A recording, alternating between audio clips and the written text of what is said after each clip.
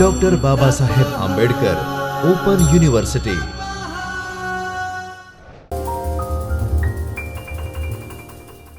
નમસ્કાર વિદ્યાર્થી મિત્રો, હું doctor Paresh Chauhan, assistant professor સમાજશાસ્ત્ર વિભાગ, આપ સૌ વિદ્યાર્થી મિત્રોનો ડૉક્ટર બાબા સાહેબ આંબેડકર ઓપન યુનિવર્સિટીના જ્યોતિર્મય પરિસરમાં આવેલ ચૈતન્ય સ્ટુડિયોમાં સ્વાગત કરું છું। આજે આપણે સમાજશાસ્ત્ર SYBA પાઠ્યક્રમ 4 ગ્રામીણ સમાજશાસ્ત્ર એકમ 9 ગ્રામીણ સ્થળાંતર ભાગ 2 વિશેની ચર્ચા કરીશું। વિદ્યાર્થી મિત્રો, આ પહેલાંના આગળના વ્યાખ્યાનમાં આપણે ગ્રામીણ સમાજશાસ્ત્ર ના અભ્યાસના ભાગરૂપે આપણે ગ્રામીણ સ્થળાંતરની ચર્ચા કરી હતી, જેમાં ગ્રામીણ સમાજમાં સ્થળાંતર, તેનું સ્વરૂપ, પ્રકાર, વસ્તીશાસ્ત્રી ફેરફાર વિશે અભ્યાસ કર્યો છે। આજે આપણે સ્થળાંતરનું સામાજિક અને આર્થિક મહત્ત્વ અને વિશેષતાઓ, ભારતમાં ગામડાઓથી શહેર તરફ થતા સ્થળાંતરના કારણો, સ્થળાંતરની સમાજ પર અસરો, ગ્રામીણ સ્થળાંતરથી થતી હાનિઓ અને અંતે ગ્રામીણ સ્થળાંતરને નિયંત્રિત કરવાના સૂચનો વિશે ચર્ચા કરીશું।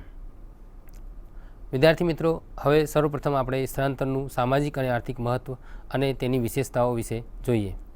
વિદ્યાર્થી મિત્રો, સ્થળાંતરના ખ્યાલ અને પ્રક્રિયાને વધુ સ્પષ્ટ રીતે સમજવા માટે એની કેટલીક વિશેષતાઓ અને મહત્ત્વ જોવી જરૂરી છે। પહેલી વિશેષતા છે સામાજિક પરિવર્તનનું લક્ષણ। સ્થળાંતરનું મૂળભૂત લક્ષણ છે સ્થળાંતર સામાજિક પરિવર્તનનું લક્ષણ ધરાવે છે। જે દેશોમાં ઔદ્યોગિકરણ થાય છે ત્યાં વસ્તીની પુનઃવહેંચણી પણ જોવા મળે છે। દાખલા તરીકે યુરોપ અને ઉત્તર અમેરિકામાં ઔદ્યોગિક ક્રાંતિ પછી ગામડાઓમાંથી શહેરો તરફ સ્થળાંતર તીવ્ર વૃદ્ધિ થઈ રહી છે। સ્થળાંતર માત્ર સામાજિક પરિવર્તનનું લક્ષણ જ નથી, પરંતુ તે સ્વયં પણ સામાજિક પરિવર્તનની રચના કરે છે। હવે ગ્રામીણ સ્થળાંતરનો બીજી વિશેષતા જોઈએ તો ગ્રામીણ સ્થળાંતરની બીજી વિશેષતામાં સ્થળાંતરનો ઉદ્ભવ પણ મહત્ત્વની બાબત છે। સ્થળાંતર સામાન્ય રીતે પ્રાકૃતિક, ક્ષેત્રીય અને રાષ્ટ્રીય સમસ્યાઓને કારણે થાય છે। કુદરતી આપદાઓ જેવી કે દુકાળ, પૂર, ભૂકંપ વગેરેને કારણે વ્યક્તિ એક સ્થાનને છોડીને બીજા સ્થાને જતો રહે છે। એવી જ રીતે યુદ્ધને કારણે એક દેશથી વિસ્થાપિત જનસમૂહ બીજા દેશમાં શરણાર્થીઓ તરીકે વસે છે। ગ્રામીણ સ્થળાંતરની ત્રીજી વિશેષતા એ છે કે વસ્તી પરિવર્તનની તે મહત્ત્વની પ્રક્રિયા છે। તો વિદ્યાર્થી મિત્રો, સ્થળાંતર વસ્તી પરિવર્તનની એક મહત્ત્વની પ્રક્રિયા છે।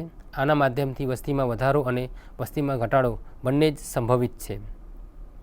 ગ્રામીણ સ્થળાંતરની ચોથી વિશેષતા સાંસ્કૃતિક પ્રસારનું સાધન તરીકે એને જોવામાં આવે છે। સ્થળાંતર સાંસ્કૃતિક પ્રસાર અને સામાજિક એકતાનું મહત્ત્વનું સાધન છે। એક વ્યક્તિ જે સમુદાયથી જાય છે તે પોતાની અંદર બે સંસ્કૃતિઓના તત્વોનું સમન્વય કરે છે। આ પ્રકારના સ્થળાંતરથી એક સમુદાયની અંદર બીજા સમુદાયનું નિર્માણ કરવાનો પ્રયાસ કરવામાં આવે છે, જેના પરિણામે સ્થળાંતરકારીઓ અને તેમના દ્વારા અપનાવવામાં આવેલા સમુદાય વચ્ચે તણાવ તો ચોક્કસ ઊભો થાય છે, પરંતુ આ તણાવ એક પેઢીઓમાં સાત્મીકરણની પ્રક્રિયા દ્વારા સમાપ્ત થઈ જાય છે। સાત્મીકરણને કારણે સમુદાયની સંસ્કૃતિમાં જ્યાં સ્થળાંતરકારીઓની સંસ્કૃતિના તત્વો સમાવિત થાય છે, ત્યાં જ સામાજિક એકતા પણ ઉદ્ભવિત થાય છે। પાંચમી વિશેષતા છે યોગ્ય વ્યક્તિઓનો સદુપયોગ। સ્થળાંતરને કારણે વિશિષ્ટ યોગ્યતાવાળા સંપન્ન વ્યક્તિઓનો મહત્તમ ઉપયોગ શક્ય બનાવી શકાય છે। વિશિષ્ટ યોગ્યતા સંપન્ન વ્યક્તિઓ જેવા કે એન્જિનિયર, ડૉક્ટર, વૈજ્ઞાનિક, કલાકાર વગેરે જેઓ કેટલાક વિશિષ્ટ ક્ષેત્રોમાં જ ઉપયોગી થાય છે અને જેઓ વ્યક્તિ વિશેષ યોગ્યતા સંપન્ન હોય છે, એ આવશ્યક નથી કે તેઓ એવા જ વિસ્તારમાં પેદા થાય જ્યાં તેમની આવશ્યકતા હોય, ઉપયોગિતા હોય। સ્થળાંતર આવા વિશિષ્ટ વ્યક્તિઓને એવા સ્થાનો પર સ્થળાંતરિત કરે છે જ્યાં તેમની યોગ્યતાનો સંપૂર્ણ ઉપયોગ કરી શકાય છે। ગ્રામીણ સ્થળાંતરની છઠ્ઠી વિશેષતા છે વસ્તીની ગોઠવણ માટે આવશ્યક તત્વ તરીકે। સ્થળાંતર વિશ્વમાં વસ્તીની ગોઠવણ અને સંતુલનનું એક આવશ્યક તત્વ છે। સામાન્ય રીતે મોટાભાગના દેશોમાં કેટલાક ક્ષેત્રોની જન્મદર અપેક્ષાકૃત વધુ હોય છે અને એમાં લાભપ્રદ રોજગારીની તકોનો અભાવ હોય છે। આની વિરુદ્ધ કેટલાક એવા દેશો પણ હોય છે જ્યાં નીચા જન્મદરવાળા ક્ષેત્રોમાં લાભદાયક રોજગારીની તકોની ઉપલબ્ધતા અપેક્ષાકૃત વધુ હોય છે। સ્થળાંતર આ પરસ્પર વિરુદ્ધ પ્રવૃત્તિવાળા ક્ષેત્રોને એકબીજાના પૂરક બનાવી દે છે। સાતમી વિશેષતા છે બહુમુખી ગોઠવણની સમસ્યા। સ્થળાંતર બહુમુખી ગોઠવણની સમસ્યા ઉત્પન્ન કરે છે, જેના પરિણામે લોકોને હંમેશા નવીન પરિસ્થિતિઓનો સામનો કરવાની સાથે સાથે બિન આયોજિત સમાજ રચનાનું ઘડતર કરવું પડે છે. જો આ નવીન પરિસ્થિતિઓમાં વ્યક્તિ પોતાને ગોઠવી ન શકે તો વ્યક્તિગત વિઘટનની સંભાવના વધી જાય છે. સ્થળાંતર સામાન્ય રીતે સંસ્થાઓ, પ્રથાઓ અને પરંપરાઓ વગેરેના માધ્યમથી વ્યક્તિના વ્યવહારને નિયંત્રિત કરનારા નિયંત્રણોને શિથિલ બનાવી દે છે. આના પરિણામે બાળ અપરાધ, વ્યક્તિગત વિઘટન, ગેરકાયદેસરતા જેવી સામાજિક સમસ્યાઓ અને સામાજિક વિઘટન પેદા થાય છે. હવે વિદ્યાર્થી મિત્રો, ભારતમાં ગામડાઓથી શહેર તરફ થતા સ્થળાંતરના કેટલાક કારણો છે એ જોઈએ, જેને અંગ્રેજીમાં reasons of rural to urban migration in India કહેવામાં આવે છે. તો વિદ્યાર્થી મિત્રો, ભારતમાં પણ અન્ય દેશોની જેમ શહેરીકરણની પ્રવૃત્તિમાં વધારો થતો જઈ રહ્યો છે. આર્થિક વિકાસની પ્રક્રિયાની સાથે સાથે શહેરીકરણમાં વધારો થયો છે. શહેરીકરણની પ્રક્રિયામાં ગામડાઓમાં વસતી પ્રજાનો પણ ફાળો છે. ગામડાઓમાંથી લોકો શહેરોમાં જઈને વસી જાય છે. તેઓ ગામડાઓથી શહેરો તરફ સ્થળાંતર કરતા રહે છે. શહેરોની નજીક વસેલા ગામોથી દરરોજ મોટી સંખ્યામાં ગ્રામવાસીઓ આવતા હોય છે. આ રીતે આવતા ગ્રામીણોની સંખ્યામાં સતત વૃદ્ધિ થતી જાય છે. જ્યારે ગામડાઓમાં દુકાળ, પૂર, સૂકો વગેરે પડે છે ત્યારે મોટી સંખ્યામાં ગ્રામીણ લોકો શહેરો તરફ પલાયન કરે છે. ગામોથી શહેરો તરફ સ્થળાંતરના કારણોને બે ભાગોમાં વર્ગીકૃત કરીને સારી રીતે સમજી શકાય છે.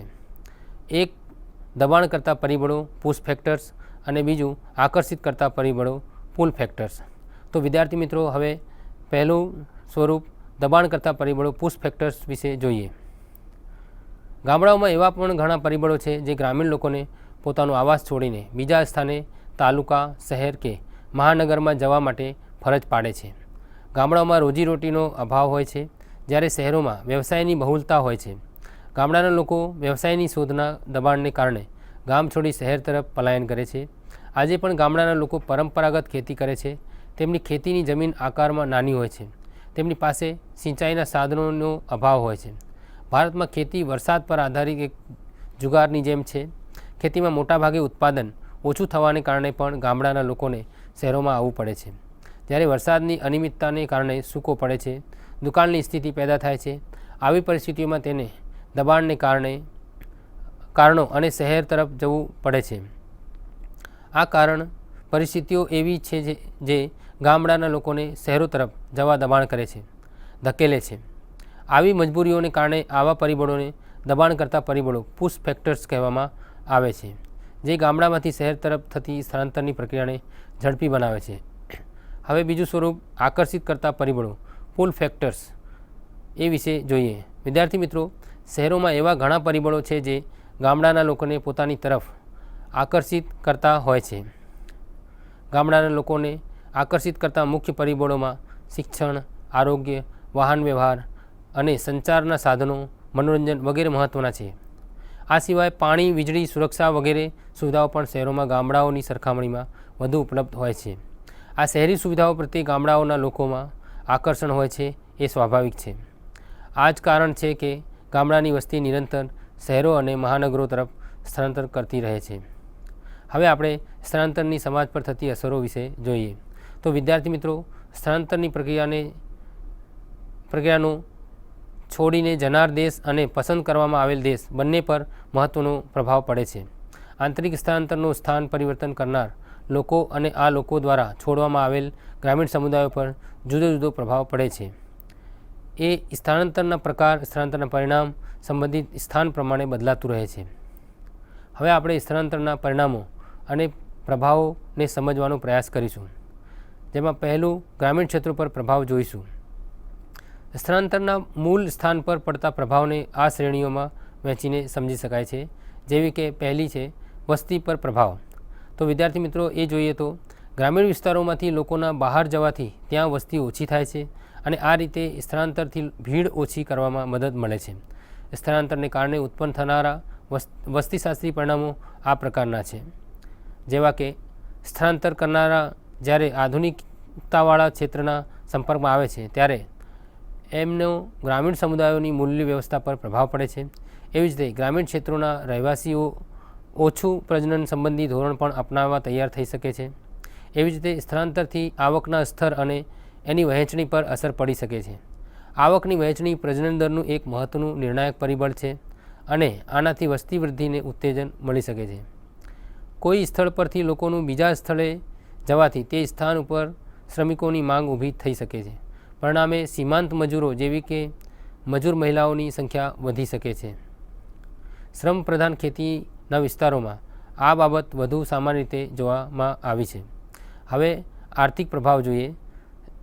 ગ્રામીણ ક્ષેત્રોમાં સ્થળાંતરના આર્થિક પ્રભાવને આવા બિંદુઓના આધારે સમજી શકાય છે, જેવા કે પહેલું છે સ્થળાંતરનો આર્થિક પ્રભાવ ગ્રામીણ રોજગાર અને આવક પર પડે છે. કોઈ સ્થળાંતર કરનાર ગામ છોડતા પહેલાંથી બેકાર છે તો ત્યાં બેકારીનો દર ઓછો થઈ શકે છે, પરંતુ જો સ્થળાંતર કરનાર વિદ્યાર્થી છે અથવા શ્રમ શક્તિમાં સમન્વિત નથી તો બેકારીના સ્તરમાં કોઈ નોંધપાત્ર પરિવર્તન થશે નહીં. સ્થળાંતરનો એક મહત્ત્વનો આર્થિક પ્રભાવ સ્થળાંતરિતો દ્વારા મોકલવામાં આવતા નાણાંથી ઉત્પન્ન થાય છે. અભ્યાસોથી એવું જાણવા મળ્યું છે કે આ રીતે મોકલવામાં આવતા નાણાંથી સ્થળાંતરિતના મૂળ સ્થાનના કુટુંબની આવક ખૂબ વધી શકે છે.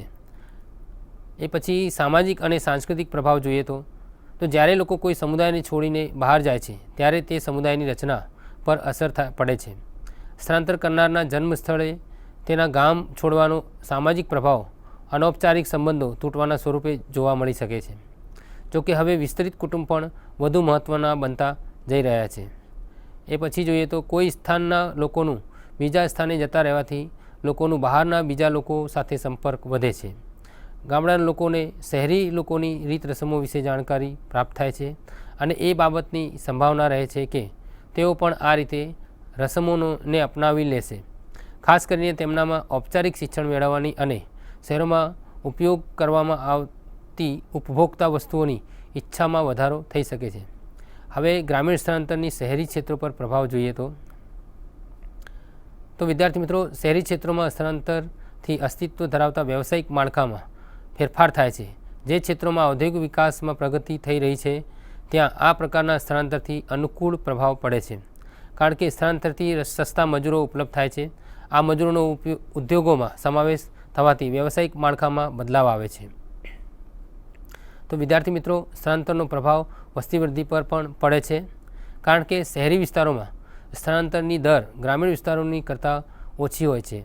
આના ઘણા કારણો છે, જેવા કે બાળકોને ઉછેરવામાં વધુ ખર્ચ, સારી સંચાર સુવિધાઓ, બાળ આરોગ્ય અને સેવાઓની સારી વ્યવસ્થા અને કુટુંબ કલ્યાણ સેવાઓ વગેરે. લોકોનું ગામથી શહેરમાં આવીને વસવાટ કરવાથી વિભિન્ન સાંસ્કૃતિક વારસો ધરાવતા લોકોને એક સાથે આવવાનો મોકો મળે છે. આ સાંસ્કૃતિક સંપર્કથી આ જૂથો વચ્ચે વિનિમય પ્રક્રિયા શરૂ થાય છે. આ પ્રક્રિયા વિભિન્ન પ્રકારની સામાજિક ગોઠવણોને પ્રદર્શિત કરે છે અને સંઘર્ષથી પેદા થતો અણગમો અને એકીકરણ પણ આની સાથે સાથે ચાલતું રહે છે. એક બીજી મહત્ત્વની બાબત એ છે કે આધુનિક આર્થિક પ્રવૃત્તિઓ અને ખેતીની ટેકનોલોજીને કારણે દેશના કેટલાક પ્રગતિશીલ ક્ષેત્રો બહુ જ આગળ વધ્યા છે. આનાથી ઉત્પાદનમાં ઘટાડો અને વસ્તી વૃદ્ધિના આ તબક્કામાં રોજગાર મેળવવું ખૂબ અઘરું બન્યું છે. સ્થળાંતરની એક બીજી મહત્ત્વની વિશેષતા એ છે કે જુદા જુદા સમયે સ્થળાંતર કરનારાઓમાં પણ તફાવત જોવા મળી રહ્યો છે અને તેમની પણ શ્રેણીઓ હવે જોવા મળે છે. સ્થળાંતરિતોની સ્થિતિમાં અંતર પણ હવે જોવા મળી રહ્યો છે. પહેલાં ગ્રામીણ ક્ષેત્રોમાંના વિભિન્ન સ્તરના લોકો નોકરીઓની શોધમાં શહેરો તરફ આવતા હતા, પરંતુ હવે ગામડાઓના ઉચ્ચ વર્ગોના લોકોમાં પણ શહેરોમાં જવાની હરોળ લાગેલી જોવા મળે છે. ગામડાઓમાંથી લોકોનું બહાર જવાથી ગામડાઓને બાહ્ય સમાજ સાથે એકીકરણમાં મદદ મળે છે. ગામમાં જે લોકો બાકી બચેલા હોય છે તેમણે શહેરી રીત રસમોનો વિશે જાણવાની વધુ તક મળે છે અને એ બાબતની પણ સંભાવના રહે છે કે તેઓ શહેરી લોકોની કેટલીક રીતો વ્યવહારો અપનાવશે, જેમાં ખાસ કરીને શિક્ષણ અને શહેરી ઉપયોગની વસ્તુઓ ખરીદવાની તેમની ઈચ્છા વધી શકશે.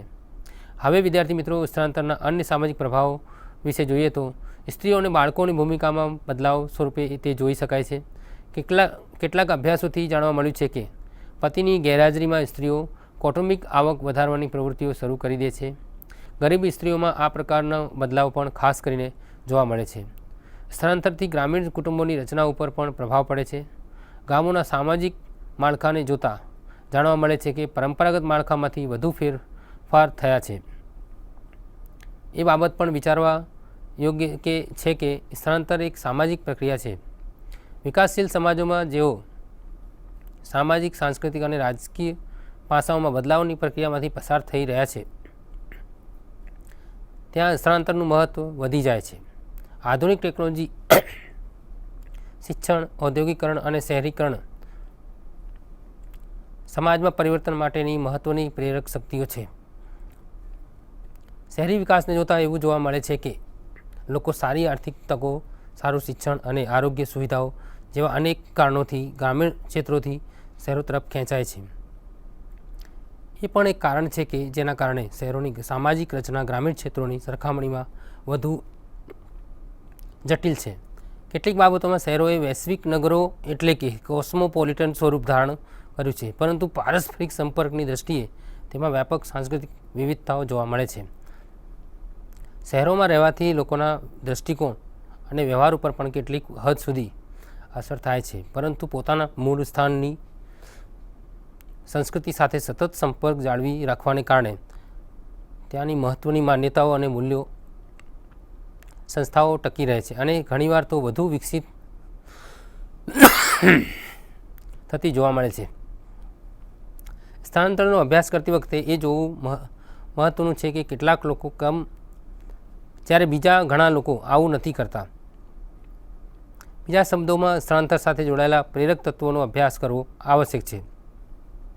સ્થળાંતરના અભ્યાસોનું એક બીજું મહત્ત્વનું પાસું છે કે સ્થળાંતરોની નવા સ્થાને ગોઠવણી અને તેમનું મુખ્ય ધારા સાથે એકીકરણ. જોકે સ્થળાંતર સામાજિક, રાજકીય, આર્થિક અને પરિસ્થિતિજનને કારણે થતું હોવાથી આ એક એવું અભ્યાસનું ક્ષેત્ર છે જે સમાજશાસ્ત્રીઓ, સમાજ મનોવૈજ્ઞાનિકો, અર્થશાસ્ત્રીઓ અને રાજકીય વિચારકો માટે સંશોધન વિષય રહ્યો છે. વિદ્યાર્થી મિત્રો, હવે આપણે આગળ ગ્રામીણ સ્થળાંતરથી થતી હાનિઓ, ડીમેરિટ્સ ઓફ રૂરલ માઇગ્રેશન. ગ્રામીણ વસ્તીનું સતત શહેરો તરફ સ્થળાંતર રહેતું હોવાથી શહેરોમાં ઘણી બધી સમસ્યાઓ પેદા થઈ રહી છે, જેમાં શહેરોમાં ગંદા વસવાટો, ઝૂંપડપટ્ટી વિસ્તારોમાં વૃદ્ધિ, આવાસની સમસ્યા, વસ્તીની ઘનતામાં વધારો, પાણીની અછત, શહેરી ગરીબી, ચોરી અને સામાજિક ગુનાઓ જેવી ગંભીર સમસ્યાઓ વગેરે મુખ્ય છે. આ ગ્રામીણ સ્થળાંતરને કારણે શહેરી પર્યાવરણનું પ્રદૂષણ જેમ કે હવાનું પ્રદૂષણ, વાયુ પ્રદૂષણ એટલે કે એ બધું જોવા મળે છે. લોકો શહેરોમાં પણ હવે લાકડાનો બળતણ તરીકે કામમાં લે છે. આવી બધી પરિસ્થિતિઓ એ શહેરી પર્યાવરણને દૂષિત કરે છે. શહેરોની ઘણી બધી સામાજિક આર્થિક સમસ્યાઓનું મૂળ કારણ ગ્રામીણ સ્થળાંતર છે. એમની બીજી મુખ્ય સમસ્યાઓ ગરીબી, બેકારી, નિરક્ષરતા, વસ્તી વધારો, અપરાધ અને બાળ અપરાધ વગેરે છે. 2021માં શહેરી વસ્તી લગભગ 34% થવાની સંભાવના છે. આથી આવનારા વર્ષોમાં શહેરો પર વસ્તીનું ભાર વધી જશે અને ગામોમાં એ 66% સુધી ઘટવાનો અંદાજ છે. ભારત જેવા ખેતી પ્રધાન દેશમાં શહેરોની સંખ્યામાં વધારો થવાની ઝડપ ખૂબ ઓછી છે, પરંતુ વર્તમાન શહેરોમાં ગ્રામીણ સ્થળાંતરને કારણે વસ્તીનું ભાર સતત અને ઝડપથી વધી રહ્યું છે. ગ્રામીણ સ્થળાંતરને કારણે 1985થી 2000ના ગાળામાં શ્રમદળની આર્થિક વૃદ્ધિ લગભગ 30થી 40 લાખ વ્યક્તિઓની આંકવામાં આવી હતી. આ વૃદ્ધિને કારણે શહેરો દ્વારા ગ્રામીણ લોકોને રોજગાર આપવાની સમસ્યા ખૂબ જટિલ બનતી જાય છે. હવે આપણે વિદ્યાર્થી મિત્રો ગ્રામીણ સ્થળાંતરને નિયંત્રિત કરવાના કેટલાક સૂચનો જોઈશું. વિદ્યાર્થી મિત્રો, ગ્રામીણ સ્થળાંતરને રોકવા માટેના કેટલાક સૂચનોમાં પહેલું સૂચન છે ગામડાઓમાં વ્યવસાયોની તકોમાં વધારો કરવો જોઈએ, જેથી ગ્રામીણ લોકો સૂકા અને દુકાળના સમયે વ્યવસાય માટે સ્થળાંતર કરે નહીં. બીજું સૂચન છે ગામડાઓમાં પીવાનું પાણી, શિક્ષણ, મકાન, આરોગ્ય, વાહન વ્યવહાર, સંચારના સાધનોનો વિકાસ કરવો જોઈએ, જેથી ગ્રામીણ લોકોનું શહેરો પ્રત્યેનું આકર્ષણ ઘટી શકે. ત્રીજું સૂચન છે ગામડાઓમાં ઉત્પાદક રોજગારીમાં વૃદ્ધિ કરવા માટે વ્યાપક કાર્યક્રમોની વ્યવસ્થા કરવી જોઈએ. ચોથું સૂચન છે ખેતીની આવકમાં વધારો કરે તેવા કાર્યક્રમોને પ્રાથમિકતા આપી તે તાત્કાલિક શરૂ કરવા જોઈએ. અને પાંચમું સૂચન છે ગામડાઓમાં મનોરંજનના સાધનોનો વિકાસ કરવો જોઈએ, તેના વાતાવરણને સુખમય બનાવવું જોઈએ, દૈનિક જરૂરિયાતની વસ્તુઓ અને સુખ સુવિધાઓનો વિકાસ કરવો જોઈએ. વિદ્યાર્થી મિત્રો, આ રીતે અહીં સમાજશાસ્ત્રના SYBAના પાઠ્યક્રમ 4 ગ્રામીણ સમાજશાસ્ત્રના એકમ 9 ગ્રામીણ સ્થળાંતર વિભાગ 2 વિશેની ચર્ચા પૂરી થાય છે. આ વ્યાખ્યાનથી આપ સૌને ગ્રામીણ સ્થળાંતર વિશેની સમાજશાસ્ત્રી સમજ પ્રાપ્ત થઈ હશે. હવે પછી નવા વિષય સાથે ફરી મળશું. ત્યાં સુધી મને રજા આપશો. વિદ્યાર્થી મિત્રો, આપ સૌનો ખૂબ ખૂબ આભાર. स्वाध्यायः परमः